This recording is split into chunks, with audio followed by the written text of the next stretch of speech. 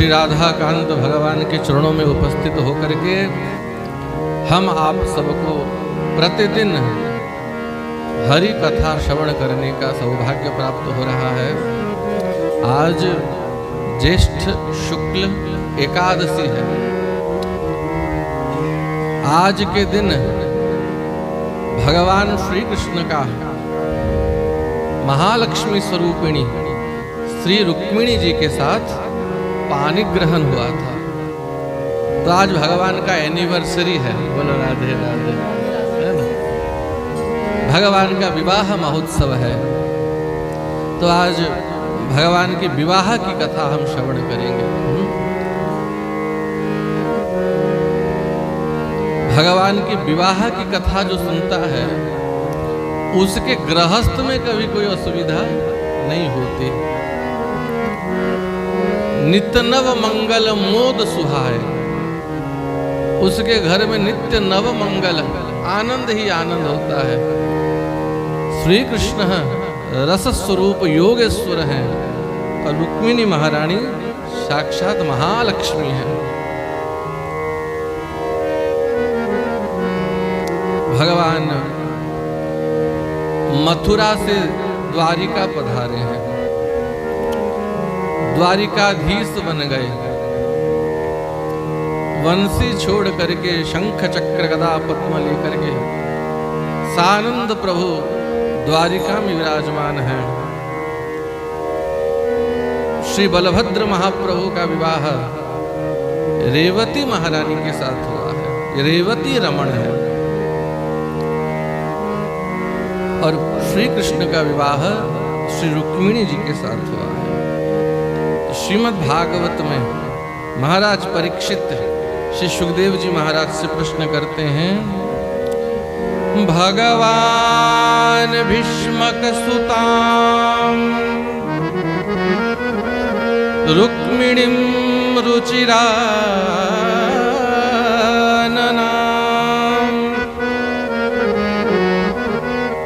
राक्षसेन विधानेन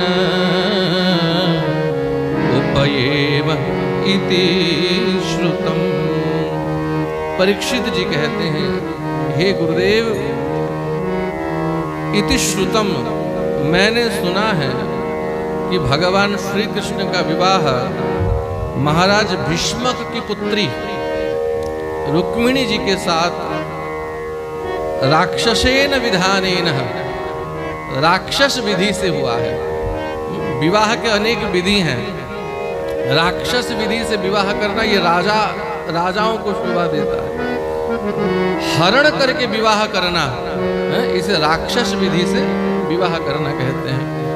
अपने वीरता का शुल्क दे करके, वीरत्व का प्रदर्शन करके, किसी राजकुमारी का हरण करके विधिवत उसके साथ विवाह करना ये राक्षस विधि है। पर उसमें राजकुमारी की सहमति रहनी चाहिए। तो श्री कृष्ण ने राक्षस विधि से हरण करके भीष्मक नंदिनी रुक्मिणी जी का पाणी ग्रहण किया था, ऐसा मैंने सुना है। आप कृपा करके विस्तार से बताइए कैसे भगवान ने रुक्मिणी जी का हरण किया और कैसे विवाह किया। श्री सुखदेव जी महाराज कहते हैं, हे राजा परीक्षित, विदर्भ प्रदेश के राजा महाराज भीष्मक हैं। कुंडिनपुर नामक राज्य है, वहां के राजा महाराज भीष्मक हैं। और उनकी पुत्री साक्षात महालक्ष्मी ही उनके यहाँ रुक्मिणी के रूप में प्रकट हुए हैं। इनके 5 पुत्र हैं और 1 कन्या है। रुक्मी, रुक्मरथ, रुक्मबाहु, रुक्मकेशी और रुक्ममाली, ऐसे 5 भाई हैं। और रुक्मिणी इनकी बहन है, ये साक्षात महालक्ष्मी है। महाराज भीष्मक श्री कृष्ण के प्रति सदैव आदर भाव रखते हैं। द्वारिकाधीश भगवान श्री कृष्ण की महिमा सुनकर के उनके मन में भाव था कि मेरी पुत्री रुक्मिणी का विवाह श्री कृष्ण के साथ हो। तो अपने पुत्रों को बुला करके महाराज ने कहा कि रुक्मी, रुक्ममाली, रुक्मकेशी, रुक्म रथ, मेरे विचार से रुक्मिणी विवाह योग्य हो गई है और वर्तमान इस त्रिभुवन में द्वारिकाधीश को छोड़ करके ऐसा कोई वरपात्र, श्रेष्ठ वरपात्र मुझे नहीं दिख रहा। तो कैसा होगा यदि रुक्मिणी का विवाह श्री कृष्ण के साथ हो जाए। पर रुक्मिणी जी का भाई रुक्मी ये विरोधी पक्ष में था। शिशुपाल, दंतवक्र, जरासंध, पौंड्रक, ये सब राजा श्री कृष्ण के शत्रु थे और ये रुक्मी इनका मित्र था। रुक्मी ने कहा, आप बूढ़े हो गए हो, आप रुक्मिणी की विवाह की चिंता मत करो, हम विवाह ठीक कर चुके हैं। अच्छा, तो किसके साथ किए हो? हे पराक्रमी चेदीराज दमघोष के पुत्र शिशुपाल के साथ विवाह ठीक कर दिए हैं और 2 दिन बाद ही बारात आ जाएगी, विवाह की तैयारी करो। 2 दिन बाद बारात आ जाएगी, हाँ हमने सब व्यवस्था कर दी है और विवाह भी पक्की कर चुके हैं और 2 दिन बाद बारात आएगी और सगाई करने की कोई आवश्यकता नहीं है, सीधा विवाह करेंगे। तो महाराज विदर्भ भीष्मक महाराज बोले, अब जब पुत्रों ने, बच्चों ने सब तय कर ही दिया है तो अब हम क्या करें? तो बेचारे का मुंह सूख गया। ठीक है भाई, आप लोग अपना आधुनिक विवाह जैसे करना चाहते हो करो। अब रुक्मिणी महारानी को जब खबर मिला कि मेरा विवाह शिशुपाल के साथ ठीक हो गया है, ये व्यग्र हो गई। श्री कृष्ण को छोड़ करके स्वप्न में भी किसी के बारे में मैं सोच नहीं सकती। अब 2 दिन के बाद विवाह है, अब मैं क्या करूं, क्या करूं? अपनी भाभी के पास गई, सब बात बताई। बोले, बिना श्री कृष्ण के मैं प्राण त्याग कर दूंगी, मैं करूं क्या? तो भाभी ने समाधान दिया, रुक्मिणी एक काम करो, श्री कृष्ण के पास एक पत्र भेज दो, एक प्रेम पत्र लिख करके श्री कृष्ण के पास भेज दो और भगवान अवश्य ही आपके पत्र का आदर करेंगे। पर ऐसे किसी व्यक्ति के हाथ भेजो जो भगवान को बहुत प्रिय हो। तो कौन भगवान को प्रिय है? बस साधु ब्राह्मण ही भगवान को बहुत प्रिय हैं। भगवान ब्रह्मण्य देव हैं। तो एक विश्वास पात्र, एक विश्वासी ब्राह्मण देवता को बुलाया और ब्राह्मण के हाथ में पत्र दे दिया। बोले, हे ब्राह्मण देव, अभी आपके हाथों में मेरा प्राण है, मेरी लज्जा है, मेरा आन है। मेरा ये पत्र लेकर के आप द्वारिकाधीश के पास जाइए और प्रभु को मेरा पत्र निवेदन करिए। कह करके ब्राह्मण देवता को पत्र दिया और ब्राह्मण देवता तीव्र रथ में बैठ करके सुबह सुबह ही द्वारिकाधीश के पास पहुंच गए। सेवकों ने खबर दी, हे द्वारिकाधीश, हे जदुकुल भूषण प्रभु, एक ब्राह्मण आपकी दर्शन की अभिलाषा से द्वार में खड़े हैं। जैसे ही प्रभु ने सुना कि ब्राह्मण आए हैं, भगवान ऐसे ही ब्राह्मण्य देव नहीं है, द्वार में ब्राह्मण को देखा। दृष्ट्वा ब्रह्मण्य देव तमवरुह निजासनात् उपवेश्या अर्ह्या चक्रे यथात्मानं दिवौकसः। भगवान अपने सिंहासन से उपप्लुतः कूद पड़े, सिंहासन छोड़ के प्रभु आ गए और ब्राह्मण देवता को ले जाकर के अपने सिंहासन पे बिठाया। चरण धोया है ब्राह्मण देवता के। जिस सिंहासन पे देवता जाके अपनी माथा रख के प्रणाम करते हैं, उस सिंहासन के ऊपर उस ब्राह्मण को भगवान ने बिठाया। और ब्राह्मण देवता कुछ कहने ही वाले थे, प्रभु ने कहा रुको रुको रुको रुको, बाद में बात करेंगे, पहले बढ़िया कुछ खाओ, थोड़ा विश्राम करो, आपकी थोड़ी सेवा कर दें। क्योंकि ब्राह्मण उसी के ऊपर प्रसन्न होते हैं जो ब्राह्मण को कुछ खिलाता है। भोजन से ब्राह्मण प्रसन्न हो जाते हैं, आदर से ब्राह्मण प्रसन्न हो जाते हैं। तो द्वारिकाधीश ने उस ब्राह्मण को खूब बढ़िया जिवाया, बढ़िया वस्त्र दिए, आभूषण दिए, बढ़िया दक्षिणा दी, और फिर एकांत में उस ब्राह्मण को बिठा करके पाणिनाभिमृशन् पादावभ्यग्रस्तमपृच्छतः, ब्राह्मण देवता के चरण दबा रहे हैं श्री कृष्ण, और चरण दबा दबा करके प्रभु ने पूछा कि हे ब्राह्मण देवता, यदि आप कोई गोपनीय वार्ता लेकर के आए हैं, निसंकोच आप कहिए। तब ब्राह्मण देवता ने सब बात कही है। भगवान कहते हैं, हे ब्राह्मण देवता, ब्राह्मण मुझे बहुत प्रिय है,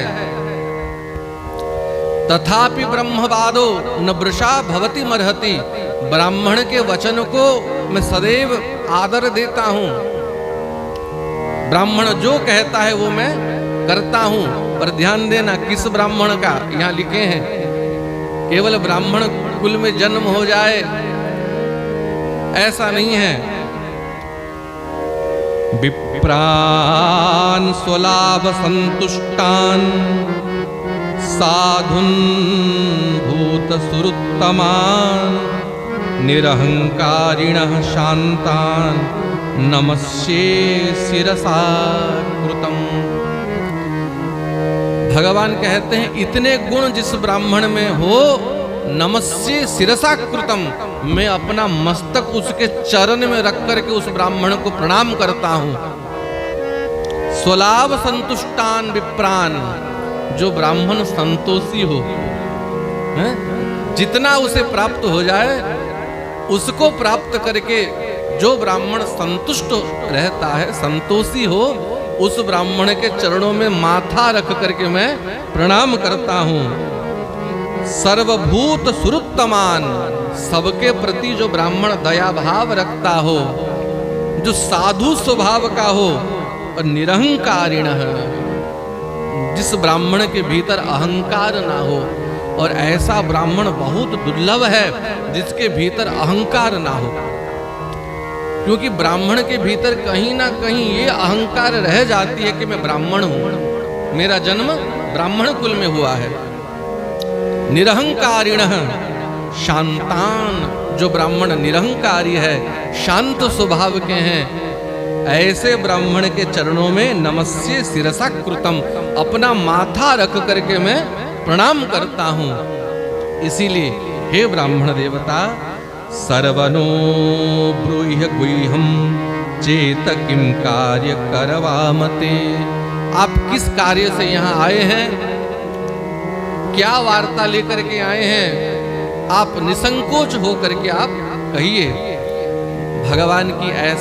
भगवान का ऐसा स्वभाव देख करके, ब्राह्मण के प्रति भक्ति देख करके ब्राह्मण देवता बहुत प्रसन्न हो गए। मन में सोचा, रुक्मिणी जी ने इनके बारे में जो कहा था, ये इससे भी ज्यादा बढ़ करके हैं। हमारी राजकुमारी रुक्मिणी जी को ऐसा वर ही योग्य है, कह करके ब्राह्मण देवता ने पत्र दिया। बोले, हे द्वारिकाधीश, भीष्मक नंदिनी राजकुमारी रुक्मिणी जी ने आपको पत्र दिया है। बोले, आप स्वयं पढ़ करके सुनाओ। ब्राह्मण देवता बोले, प्रभु ये सामान्य पत्र नहीं है, ये राजनीति का पत्र नहीं है, ये प्रेम पत्र है। ये शायद विश्व का प्रथम प्रेम पत्र है। और प्रेम पत्र आप स्वयं एकांत में पढ़ें तो वो ठीक है। भगवान बोले, ब्राह्मणों के सामने, साधुओं के सामने मैं कुछ छिपाता नहीं, कुछ छिपा करके रखता नहीं, आप स्वयं पढ़ो, आप पढ़ो, हम सुनेंगे। तो ब्राह्मण देवता ने पत्र खोला, ये रुक्मिणी जी का प्रेम पत्र है। आप द्वारिका जाइए, संध्या आरती के बाद द्वारिकाधीश को प्रतिदिन यह पत्र सुनाया जाता है। रुक्मिणी जी ने अपने भावों को इस पत्र में लिखा है 7 श्लोकों में, और द्वारिकाधीश रोज इस पत्र को सुनते हैं। ये प्रेम पत्र है। उस पत्र को एक बार हम सुने, रुक्मिणी महारानी क्या लिखती हैं। श्रुत्वा गुणान भुवन सुंदर शृण्वतां ते निर्विश्य कर्ण विवरये हरतुंगतापम रूपम दृशां दृशिमता मखिलार्थलाभम त्वय अच्युत विशति चेत्तमपत्रपम में। दो संबोधन रुक्मिणी महारानी करते हैं, एक है भुवन सुंदर, एक है अच्युत। हे भुवन सुंदर त्रिभुवन कमनम तमाल वर्णम, प्रभु आपके जैसा सुंदर इस त्रिभुवन में कोई है? देखो, कोई कन्या किसी वर को क्या देख करके पसंद करती है? पिता धन देखता है ना? जिसके घर में कन्या हो और वरपात्र ढूंढने जाओ तो बाप क्या देखेगा? बाप देखे कितना कमाता है, महीने का कितना कमाता है, घर कैसा है, जमीन कितनी है, पिता ये देखेगा। और माता क्या देखेगी? माता स्वभाव देखती है, हमारे जमाई का स्वभाव कैसा होगा, मेरी पुत्री को ठीक से रखेगा कि नहीं। और कन्या क्या देखती है? कन्या रूप देखती है, सुंदर है कि नहीं है। भले ही महीने का 5 लाख कमाए, काला कलूटा हो तो नहीं नहीं नहीं नहीं, ये नहीं चाहिए। मेरी सहेलियों के आगे में क्या दिखाऊंगी? ये मेरा पति है। तो कन्या रूप देखती है। तो रुक्मिणी महारानी कहती है, प्रभु श्रुत्वा गुणान भुवन सुंदर, हे भुवन सुंदर, आपके जैसा सुंदर रूप जगत में किसका होगा? आज तक मैंने प्रभु आपको देखा नहीं है, तो कैसे पता आपको मैं कितना सुंदर हूं? श्रुत्वा गुणान, प्रभु बचपन से ही संतों के मुख से मैंने आपकी महिमा को सुना है, आपके गुणों को सुना है, और आपके महिमा गुणों को सुन सुन करके मैंने अपने मन के भीतर ही आपका एक चित्र बना दिया है, आपका एक रूप प्रकट कर दिया है। और मेरे मन के भीतर प्रभु आपका जो रूप बसा है ना, वो भुवन सुंदर है। हे अच्युत, प्रभु जगत में ऐसा कोई नहीं है जो आपको हरा सके। हे नाथ, आपके गुणों को सुन सुन करके निर्विश्य कर्ण विवरये हरतुंगतापम, आपकी महिमा, आपकी कथा जो भी इस कान के माध्यम से सुनता है, कर्ण विवरे, उसके जीवन के सारे ताप दूर हो जाते हैं। अशेष संक्लेश शमम विधत्ते गुणानुवाद श्रवणम मुरारे, भगवान की महिमा सुन सुन करके जीव के सारे दुख, सारे ताप अपने आप दूर हो जाते हैं। प्रभु आपकी महिमा सुन सुन करके ही मेरा चित्त अब मेरे पास नहीं है, मेरा चित्त आपके पास है नाथ। इसीलिए हे नाथ, अब चित्त आपके पास है, मन आपके पास है, और बिना मन का व्यक्ति किसी काम का नहीं रहता। अच्छा, तो मानो श्री कृष्ण ने पूछा कि रुक्मिणी, आपने मेरे भीतर क्या देखा जो आपने मुझे पसंद कर दिया? अब सुनिए, जब कोई कन्या किसी वर को पसंद करती है तो क्या क्या क्वालिफिकेशन उस वर में रहना चाहिए? रुक्मिणी महारानी एक एक भगवान के गुण गिना रही हैं। कात्वा मुकुंद महती कुलशील रूप विद्यावयो द्रविण धाम विरात्मतुल्यम धीरापतिम कुलवती न ब्रूणीत कन्या काले नृसिंह नरलोक मनोभिरामम्। हे मुकुंद, एक कन्या को उसके वर के भीतर जो जो गुण चाहिए, आपके भीतर वो सब गुण है प्रभु। क्या क्या गुण चाहिए? पहले तो कुल अपने बराबर का होना चाहिए, जाति बिरादरी का होना चाहिए कि नहीं है? या आधुनिक विवाह नहीं है कि चाहे किसी भी जाति का हो जाए विवाह कर दें। अपने बराबर का, अपने कुल का होना चाहिए, अच्छे कुल का होना चाहिए। तो रुक्मिणी महारानी कहती हैं प्रभु आप कुलीन हो, उत्तम जदुवंश में आपका प्रादुर्भाव हुआ है। हे क्षत्रिय कुलभूषण, हे जदकुल शिरोमणि, आप परम कुलीन हो। शील, जो व्यक्ति ऊंचे कुल में रहते हैं, शील माने क्या है? शील माने स्वभाव, अच्छा स्वभाव, दैन्य स्वभाव। अहंकारी को कोई पसंद नहीं करता। प्रभु आप परम शीलवान हो। शीलवान माने बड़े से बड़े पद पे बैठ कर भी अपने से छोटों से जो आदर से बात करे, सबको आदर प्रदान करे, विनम्र रहे, उसे कहते हैं शील। प्रभु आप ऊंचे कुल से हो और आप परम शीलवान हो। शीलवान क्यों है? अब जो ब्राह्मण गए हैं पत्र लेकर के, श्री कृष्ण का शील कैसा है? द्वारिकाधीश होकर के भी स्वयं सिंहासन से नीचे उतर गए, उस ब्राह्मण को अपने सिंहासन पे बिठाया और स्वयं द्वारिकाधीश उस ब्राह्मण के चरण दाब रहे हैं। यह है ब्राह्मण्य देव भगवान का शील स्वभाव।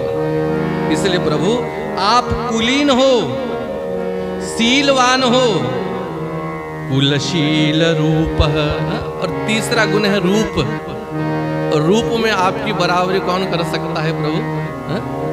श्याम लला गर होते लली तो गले कट जाते हजारन के।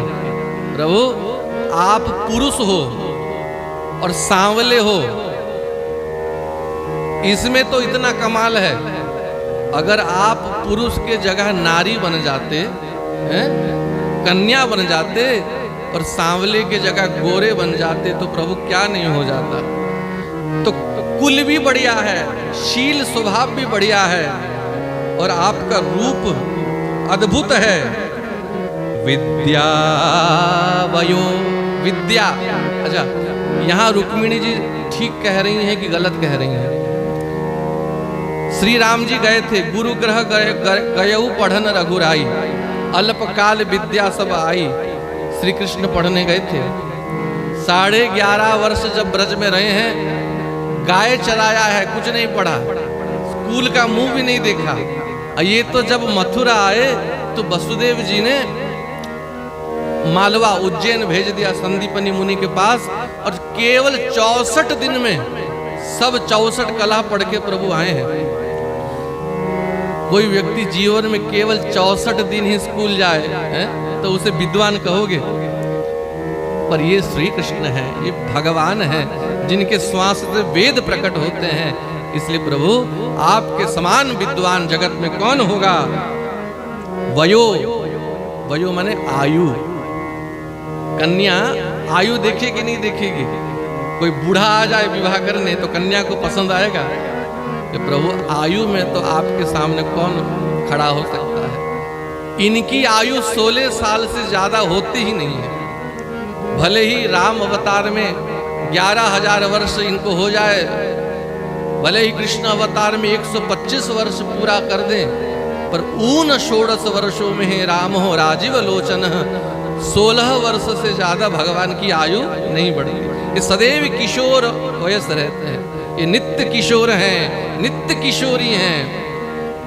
इसीलिए आयु में भी प्रभु आप किशोर हैं। विद्या वयो द्रविण, द्रविण माने धन। भाई बढ़िया कुल का हो, विद्वान हो, स्वभाव भी बढ़िया हो, रूप भी बढ़िया हो पर ठनठन गोपाल हो तो कौन देगी कन्या, कौन देगा, विवाह कराएगा। संपत्तिवान होनी चाहिए, पैसा रुपया भी अच्छे कमाई वाला होना चाहिए। रुक्मिणी महारानी कह रही है प्रभु आपके समान संपत्तिशाली समृद्धशाली कौन होगा।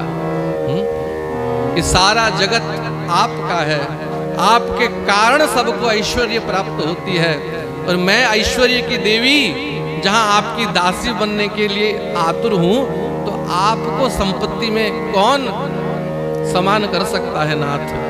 तो इसमें भी आप एक नंबर हो। विद्यावयो द्रविण धाम। अब धाम माने घर कैसा है।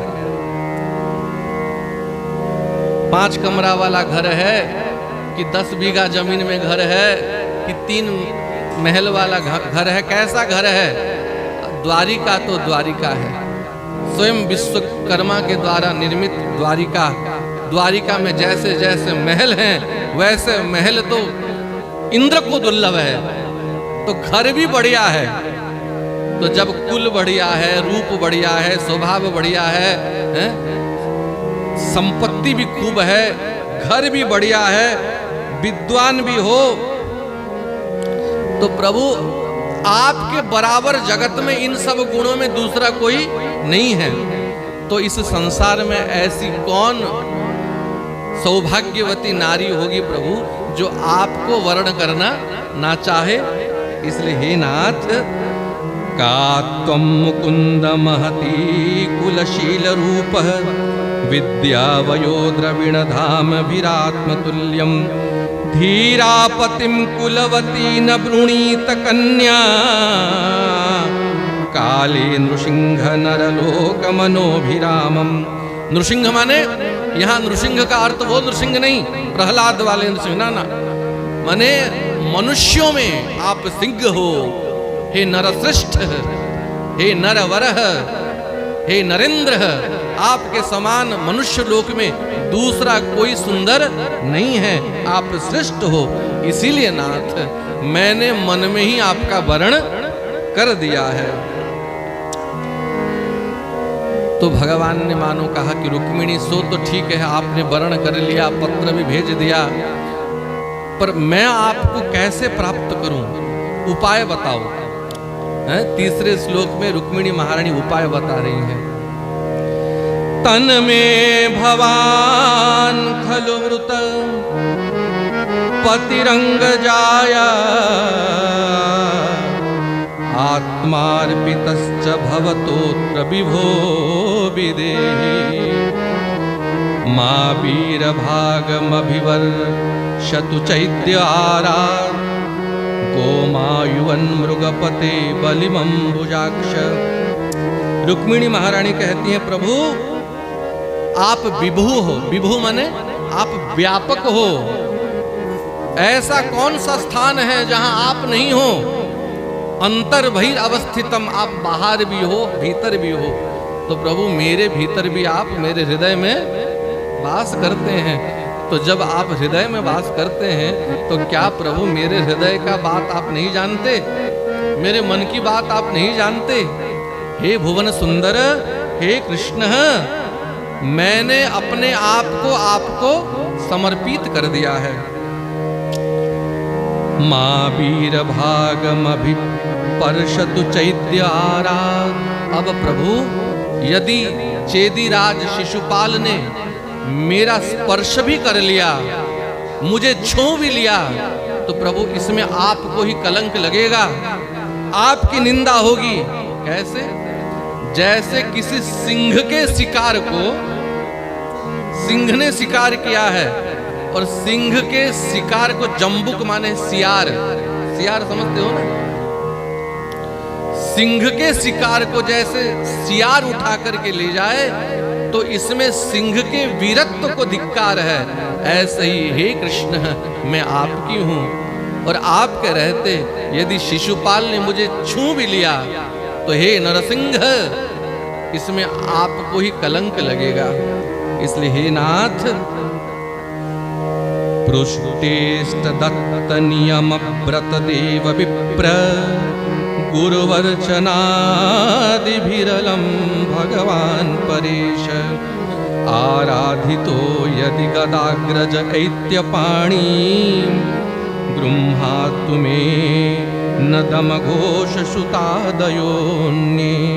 हे नाथ, यदि मैंने जीवन में, इस जीवन में या पूर्व जन्म में कोई पुण्य किया है, मंदिर बनवाया हो, कुआं, बावड़ी, सरोवर खुदवाया हो, दत्त दान किया हो, अपने इष्ट की पूजा की हो, यज्ञ किया हो, नियम व्रत देव विप्रह, नियम व्रत का पालन किया हो, देवताओं की आराधना की हो, ब्राह्मणों की सेवा की हो, गुरुवार्चनाधिविरलम भगवान परेश। हे भगवान, हे परेश, यदि मैंने अपने गुरुदेव की आराधना की हो, मन क्रम वाणी से गुरु की सेवा की हो, तो प्रभु मुझे विश्वास है आप ही मेरा वरण करेंगे। हे नाथ, दमघोष सुतादयोन्य, दमघोष सुत माने शिशुपाल, शिशुपाल के पिता का नाम है दमघोष। ये दमघोष का पुत्र शिशुपाल मुझे छू भी ना पाए, और केवल वो नहीं, कोई दूसरा राजा भी प्रभु मेरा स्पर्श ना कर पाए, यदि मैंने जीवन में पुण्य किया हो, गुरु की सेवा की हो, यज्ञ किए हो, दान व्रत अनुष्ठान नियम का पालन किए हो। हे नाथ, स्वभाविनी त्वमजितोद्वहने विदर्भान् गुप्त समित्य प्रतनापतिभिः परीत निर्मथ्य चैत्य मगधेन्द्र बलं प्रसह्य मां राक्षसेन विदिनोद्वह वीर्यशुल्कान्। रुक्मिणी महारानी की। हे अजित, रुक्मिणी महारानी कहती हैं प्रभु आपका नाम अजित है। अजित का अर्थ जिसको जगत में कोई जीत नहीं सकता, जो अजय है, जिनको कोई पराजय नहीं कर सकता। रुक्मिणी महारानी कहते मैं जानती हूँ मेरे प्रभु अजय हैं, अजित हैं, इनको कोई युद्ध में पराजय नहीं कर सकता। इसीलिए प्रभु आप छिप करके आ जाओ। गुप्त समित्य प्रतनापति भी परीत, आप गुप्त भाव से छिप करके विदर्भ आ जाइए। और यहाँ की स्थिति कैसी है? यहाँ शिशुपाल, मगधराज जरासंध आदि आदि बड़े बड़े राजा क्षत्रिय आए हैं मुझे ले जाने के लिए, पर आप यहाँ आइए।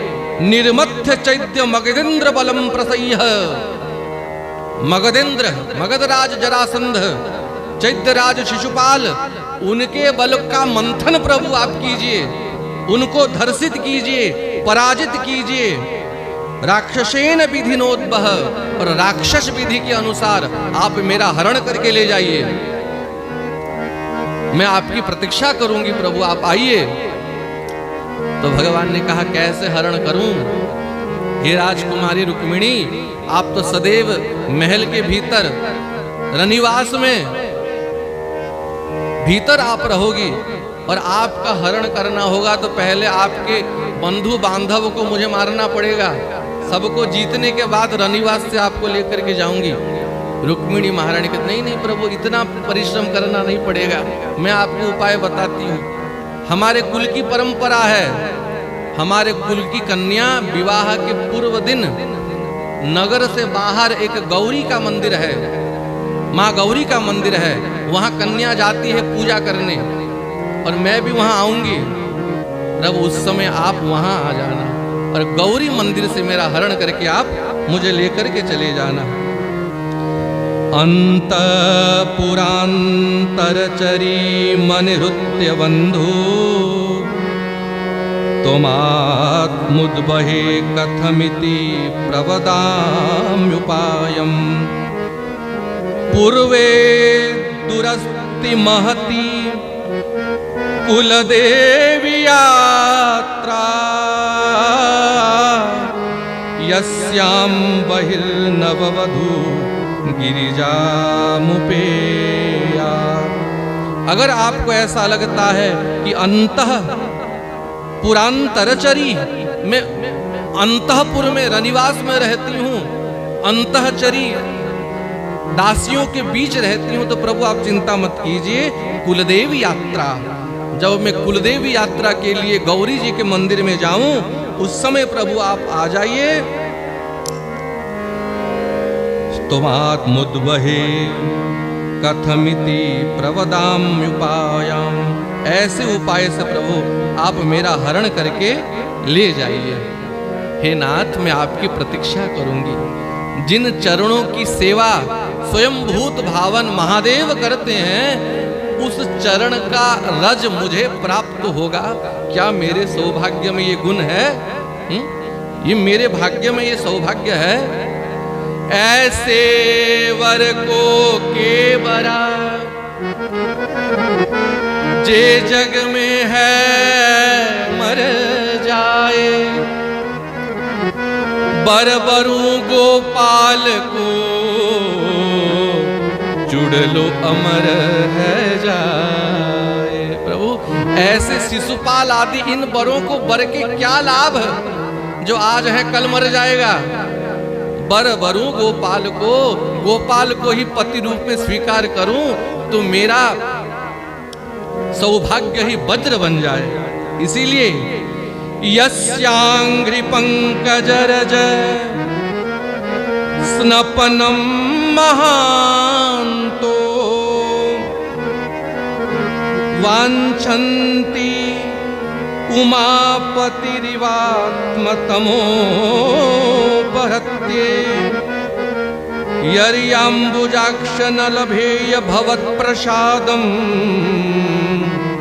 जय्यात्मन व्रतकृशात् शतजन्मभिष्यात् यस्यांघ्रि पंकज रजस्नपनम महान्तो, जिनके चरण कमल के धूल को रज को बड़े बड़े महापुरुष ब्रह्मा आदि कामना करते हैं, मस्तक में धारण करते हैं। और वांछन्ति उमापति शिव महादेव जिनके चरणों के रज की कामना करते हैं, और उनकी कामना पूरी हुई कैसे? भगवान के चरणों से प्रकट हुई गंगा को भगवान ने जटा में धारण किया है। जटा शंकरी नाम पर्यो है। तो प्रभु उनके चरणों को अगर मुझे इस जन्म में प्राप्त नहीं हुआ तो तपस्या करके अपने शरीर को क्षीण कर दूंगी, शरीर को सुखा दूंगी। और एक जन्म नहीं, मेरे 100 जन्म बीत जाए प्रभु, बरहु श्याम न तू रहत कुमारी।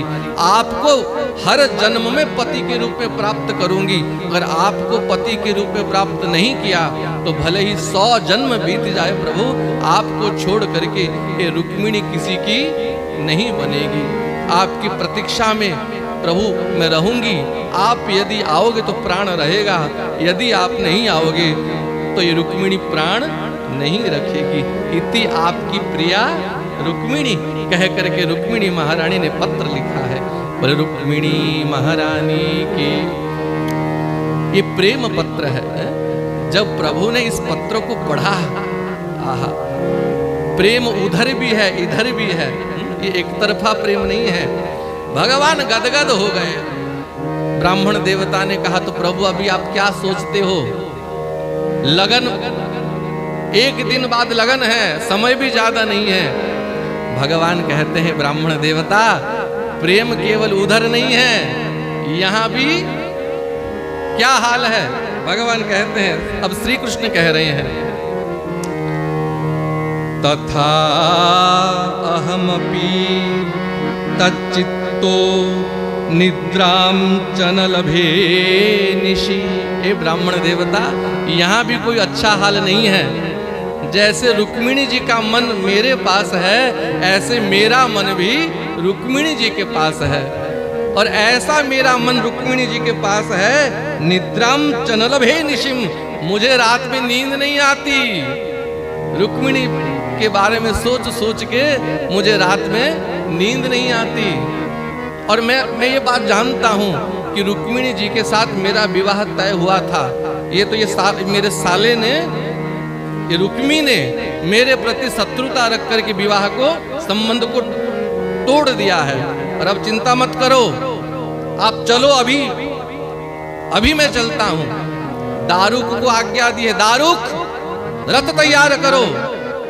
नंदी घोष रथ तैयार है? सारथी दारुक घोड़ों को लगाए हैं। पुरम समृष्ट संक्षिप्त मार्गरथ्या चतुष्पदम चित्रध्वज पताका भी तोरणे समलंकृतम। इधर रुक्मिणी की विवाह की तैयारी चल रही है, नगर को सजाया जा रहा है। ध्वज, पताका, तोरण, स्वर्ण कलश आदि देकर के बढ़िया विवाह की तैयारी हो रही है। और यहाँ श्री कृष्ण अपने रथ में बैठे हैं। शैव्य, सुग्रीव, मेघ पुष्पक, बलाहक, ये भगवान के घोड़ों का नाम है। शैव्य, सुग्रीव, मेघ पुष्पक, बलाहक, ये 4 घोड़े भगवान के नंदी घोष रथ में सारथी दारुक ने लगाया है। युक्तम रथमुपानीय तस्थो प्राञ्जलिरग्रतः। 4 घोड़ों को रथ में लगाया है और दारुक ने रथ हाँका है। उसी ब्राह्मण देवता को रथ में बिठा करके प्रभु तीव्र वेग में रथ लेकर के गए हैं। और बस एक रात्रि में ही भगवान जाकर के कुंडिनपुर विदर्भ देश में पहुंच गए। और वहां नगर को सजाया जा रहा है, विवाह की तैयारी है। नगर में बाजा बज रहे हैं, बाहर बाजा बज रहा है और रुक्मिणी महारानी भीतर से रो रही है, प्रभु आप आओगे कि नहीं आओगे, आप आओगे कि नहीं आओगे।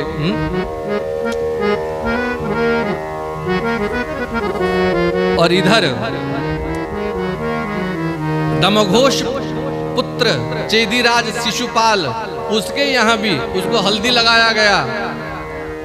और पौंड्रक, जरासंध आदि जितने क्षत्रिय राजा थे, विरोधी राजा, सब बारात लेकर के पहुंच गए कुंडिनपुर।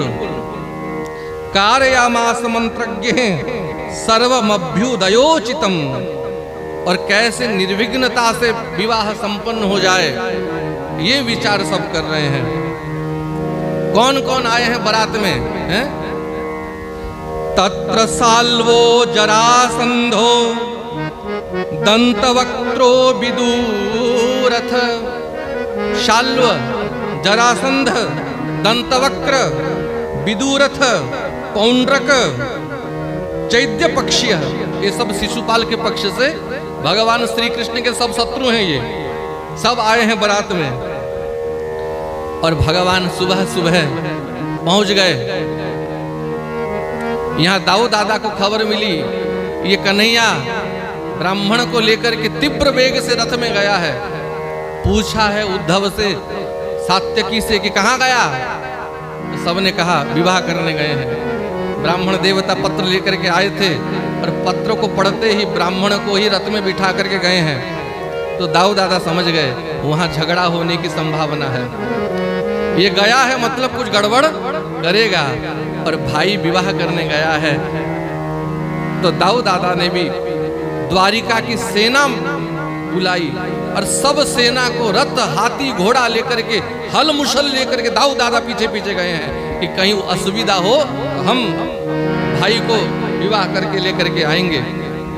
यहाँ विदर्भ अधिपति महाराज भीष्मक को खबर मिला कि द्वारिकाधीश हमारी पुत्री का विवाह देखने आए हैं। इनको क्या पता कि भगाने आए हैं, इनको लगा विवाह देखने आए हैं। तो पहले से तो आदर करते थे, तो श्री कृष्ण आए हैं जान करके महाराज भीष्मक स्वागत करने गए हैं। उपहार भेंट दे करके, भगवान को मधुपर का आदि दे करके भगवान का स्वागत किया है। बढ़िया व्यवस्था, रहने के लिए भी व्यवस्था बना दिया। प्रभु आप आराम से रहो, हमारा सौभाग्य आप आए हो। कुंडिनपुर के लोगों को खबर मिला कि श्री कृष्ण आए हैं। ये तो रुक्मी है जो शत्रुता करता है। कुंडिनपुर वासी सब श्री कृष्ण से प्रेम करते हैं। जैसे ही पता चला कि प्रभु आए हैं, भगवान का दर्शन करने के लिए सभी कुंडिनपुर वासी वहां आए हैं और सबने भगवान का दर्शन किया। और दर्शन करके सभी कुंडिनपुर वासी मन ही मन कहते हैं कि हे प्रभु, यदि हमने जीवन में कोई पुण्य किया है तो रुक्मिणी जी का विवाह इन्हीं के साथ हो जाए। रुक्मिणी के योग्य वर तो ये हैं और इनके योग्य कन्या रुक्मिणी ही है। सभी यही आशा करते हैं। अब रुक्मिणी महारानी को पता नहीं कि प्रभु आ चुके हैं। एकांत में बैठ करके रुक्मिणी महारानी सोच रही हैं कि मेरे प्रभु आए कि नहीं आए हैं। मत पाणि ग्रहणे नूनम नायाति कृतोद्यम। लगता है मैं इस योग्य नहीं हूं कि श्री कृष्ण मुझे वरण करें, कि श्री कृष्ण ऐसे वैसे वर तो है नहीं। जिसका सौभाग्य इतना बड़ा होगा, जिसने जीवन में इतने पुण्य किए होंगे, उसी को श्री कृष्ण पत्नी के रूप में वरण करेंगे। लगता है मेरे जीवन में इतना पुण्य नहीं है, मुझसे कुछ अपराध हो गया है। दुर्भगाया न मे धाता नानुकूलो महेश्वर। मैं भाग्यहीन हूँ, दुर्भागिनी हूँ। लगता है ब्रह्मा जी ने मेरे भाग्य में श्री कृष्ण की पत्नी बनना नहीं लिखा है। लगता है महादेव मुझसे अनुकूल नहीं है। देवी वा विमुखा गौरी रुद्राणी गिरिजा सती। रुद्राणी गौरी गिरिराज नंदिनी हमारी कुलदेवी लगता है मेरे ऊपर प्रसन्न नहीं है, इसीलिए तो श्री कृष्ण मुझे लेने नहीं आ रहे हैं। ऐसे सोच करके रुक्मिणी महारानी चिंता कर रही थी। उसी समय बाम अंग फड़कने लगा, बाम भुजा, बाम नेत्र, बाम चरण फड़कने लगे। ये शुभ संकेत है, तो लगता है कि प्रभु आएंगे। और उसी समय जो ब्राह्मण पत्र लेकर के आए थे, वो ब्राह्मण रुक्मिणी जी के पास पहुंच गए। ओह, मुख में कितनी प्रसन्नता है, गदगद हो रहे हैं। देख करके ब्राह्मण देवता को बुलाया, आसन दिया है। हे ब्राह्मण देवता, क्या समाचार लाए हो? बोले कोई समाचार नहीं है। प्रभु ने कुछ समाचार नहीं भेजा? अरे बेटी रुक्मिणी, अरे राजकुमारी, समाचार नहीं लाया हूं, द्वारिकाधीश को ही लेकर के आया हूं। चिंता मत करो, प्रभु आ चुके हैं। रुक्मिणी महाराज ने सोचा इस ब्राह्मण को क्या दूं, धन दे करके संतुष्ट करूं। उस ब्राह्मण को रुक्मिणी जी ने प्रणाम किया और जितना वैभव हो सके, ये महालक्ष्मी है, ये प्रसन्न हो जाए तो क्या नहीं दे सकती। उस ब्राह्मण को त्रिभुवन का वैभव दे दिया है रुक्मिणी जी ने। अब विरोधी दल के पास खबर पहुंच गया। बोलो राधे राधे। क्या खबर पहुंचा? ये कपटी आ गया है। शिशुपाल के पास जाकर के गुप्तचरों ने खबर दिया, महाराज सावधान हो जाओ, हमें खबर मिला है, हाँ ये दोनों भाई आ गए हैं, कृष्ण बलराम। इनको निमंत्रण गया था क्या? कन्या पात्र से नहीं गया था, बिना निमंत्रण के आए हैं, इसलिए तो चिंता है। ये ना कन्या पक्ष से आए हैं बुलाने पर, ना आपने इनको बुलाया था, तो भाई ये बिन बुलाए मेहमान क्यों आ गए हैं? जरासंध ने कहा, शिशुपाल सावधान रह जाओ, ये छलिया, ये कपटी कुछ भी बिगाड़ सकता है। हाँ, कहीं ऐसा ना हो बिना दुल्हन के जाना पड़े। तो शिशुपाल ने, जरासंध आदि राजाओं ने अपने सेनाओं को भेज दिया, जाओ राजमहल के चारों तरफ घेरा बना करके रखना, रुक्मिणी के ऊपर दृष्टि रखना और सबसे कड़ी नजर इन दोनों भाई के ऊपर रखना, ये दोनों भाई कुछ गड़बड़ ना करें। तो दिनों रात अनेक सेना नजर रख रहे हैं। और यहाँ रुक्मिणी महारानी अपनी सखियों के साथ गौरी जी के यहाँ पूजन करने के लिए प्रस्थान करती हैं। कितने कितने हाथी घोड़ा, उनके भाइयों ने तो सुरक्षा के लिए व्यवस्था की ही है, उससे ज्यादा सुरक्षा ये शत्रु वाले विरोधी वालों ने की है। शिशुपाल आदि राजाओं ने सब सेना भेज, जाओ जाओ जाओ, कहीं कुछ गड़बड़ ना हो। अनेक ब्राह्मणियां, कुलवृद्धाएं महारानी रुक्मिणी के साथ जा रही हैं। कुल की रीति बताती है, गौरी की पूजन की विधि बताती हैं। और रुक्मिणी महारानी माँ गौरी के मंदिर में गई हैं और जिस मंत्र से गौरी की पूजा की है, ऐसा विश्वास है कि अगर कन्याएं इस मंत्र से गौरी को पूजा करें तो कुमारी कन्याओं को सुंदर वर मिलता है, योग्य वर मिलता है। रुक्मिणी महारानी कहती हैं, नमस्ते त्वांबिके भीक्ष्णं स्वसंतानयुतां शिवां भूयात् पतिर्मे भगवान् कृष्णस्तदनुमोदताम्। हे अंबिके, हे माता, हे शिवा, हे गौरी, हे माता, मोर मनोरथ जानहुनी के बसहु सदा उर पुरसवही के। हे माँ, आप मेरे हृदय में विराजमान हो, मेरे मन की बात जानते हो, इसीलिए भूयात् पतिर में भगवान कृष्ण तदनुमोदताम, भगवान श्री कृष्ण को मैं पति रूप में प्राप्त करना चाहती हूँ। हे माता, मेरी इस इच्छा को पूरा कीजिए। माँ गौरी प्रसन्न हुई, गिरी माल मूरति मुस्कानी, माँ गौरी के गले का हार माँ रुक्मिणी के गले में गिर गया। रुक्मिणी महारानी प्रसन्न हुई है और पूजा करके महारानी रुक्मिणी बाहर आई है और बाहर आकर के इधर उधर देख रही हैं कि प्रभु आएंगे कि नहीं आएंगे, प्रभु कब आएंगे, प्रभु कब आएंगे।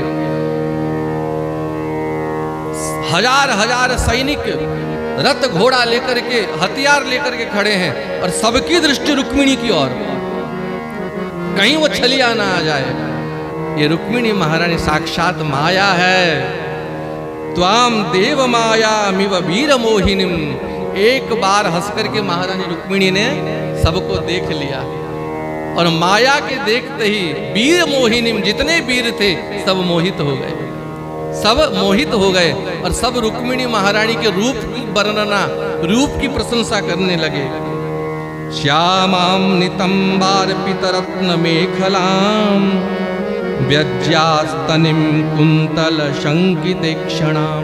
बोले रुक्मिणी को देखो तो इनका रूप कितना सुंदर है, इनके कानों में कुंडल कितने सुंदर हैं। कोई कहता है लहंगा देखो, कोई कहता है नूपुर देखो, इनके गले का हार देखो। सब रुक्मिणी को देख करके मोहित हो रहे हैं।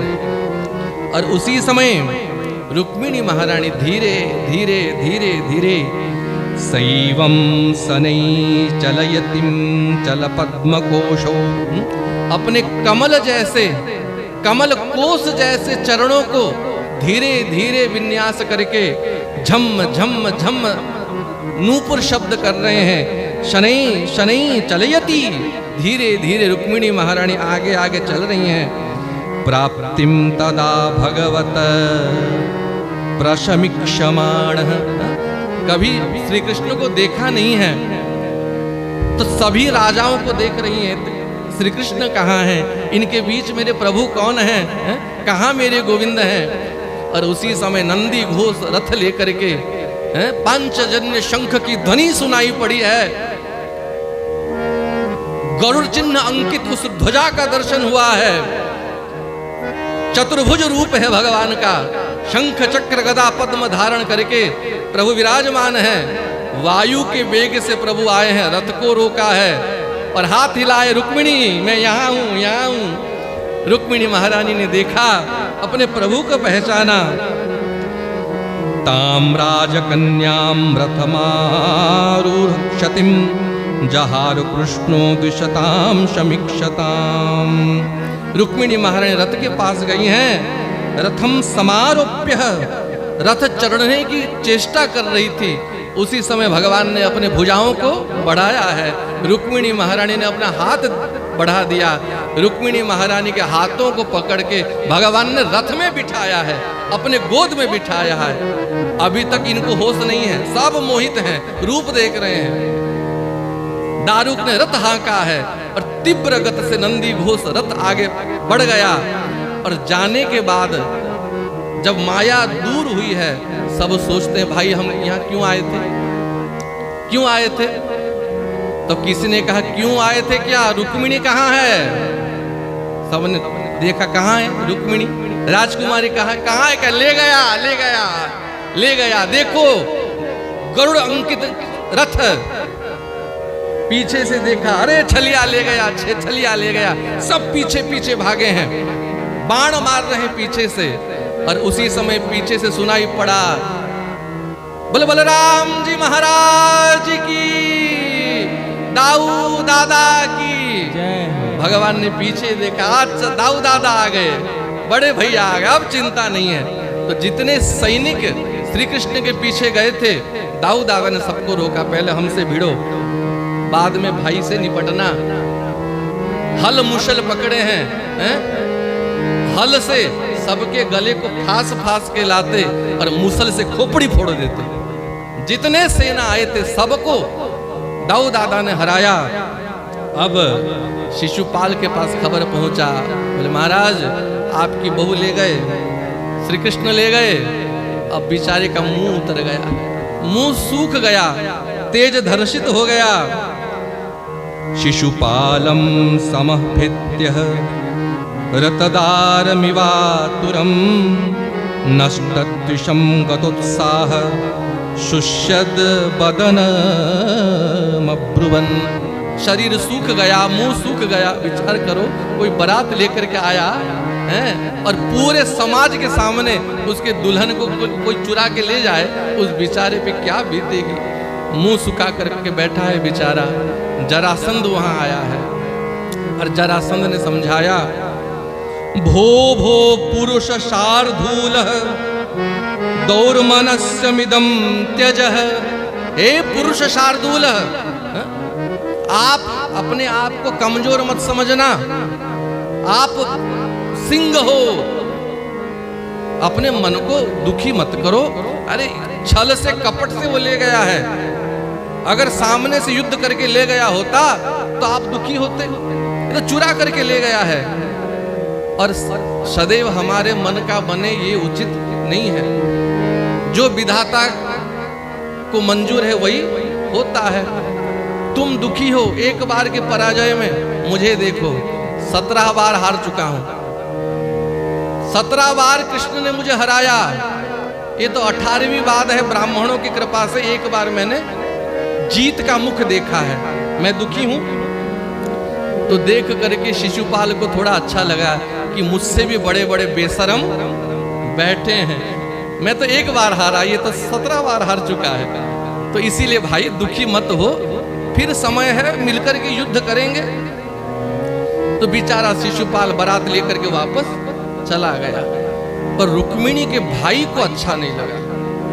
नाक कट गई हमारी, बारात द्वार से वापस चली गई, हमारे आंख के सामने से बहन को चुरा करके ले गया, नहीं छोड़ूंगा उस कपटी को। प्रतिज्ञा की है, यदि कृष्ण को मार करके रुक्मिणी को वापस ना लाऊं तो वापस नगर में पांव नहीं रखूंगा। कह करके शिशुपाल रुक्मी रथ लेकर के गया है। भगवान रुक्मिणी को लेकर के जा रहे हैं, पीछे से 3 बाण मारा है। भगवान रुके, रथ घुमाया। रुक्मिणी जी बोली, प्रभु क्यों रथ घुमा रहे हो? बोले तुम्हारा भाई है पीछे, हमारा साला है, इसको सबक सिखाए बिना नहीं जाऊंगा। पीछे से गाली दे दे के जा रहा है। रथेनेकेन गोविंदः तिष्ठ तिष्ठित्यथा वयम्। हे गोविंद रुक जा रुक जा रुक जा, यदि यशोदा का दूध पिया है ना रुक जा, क्षत्रियों के नाम पे तू कलंक है, जदुवंश में तू कलंक है, खूब गाली दिया है। भगवान ने कहा इसने माँ के दूध को ललकार दिया, इसको तो सबक सिखाएंगे। भगवान पीछे मुड़े हैं, रथ के घोड़ों को मार दिया, सारथी को मार दिया, ध्वजा को गिरा दिया। जब एक बाण निकाले मारने के लिए रुक्मिणी महारानी ने हाथ पकड़ लिया। ले प्रभु भाई है मेरा। जोगेश्वर अप्रमेयात्मन देव देव जगत्पते हंतु नार्हसि कल्याण भ्रातरम मे महाभुज। हे महाभुज, हे देवादिदेव, हे जगन्नाथ, हे जगतपते, हे महाबाहु, प्रभु मेरे भाई को मत मारो। हाँ, बहन है ना, मेरे भाई को मत मारो। भगवान के भीतर दया का प्रादुर्भाव हुआ। बोले देवी मारेंगे नहीं, आपका भाई तो हमारा साला है ना, तो साले को थोड़ा सा तो सबक सिखाएंगे, इसने हमको बहुत गाली दी है। कह करके भगवान उतर के आए और तलवार निकाला है। तलवार निकाल करके रुक्मी की आधी मूछ, आधी दाढ़ी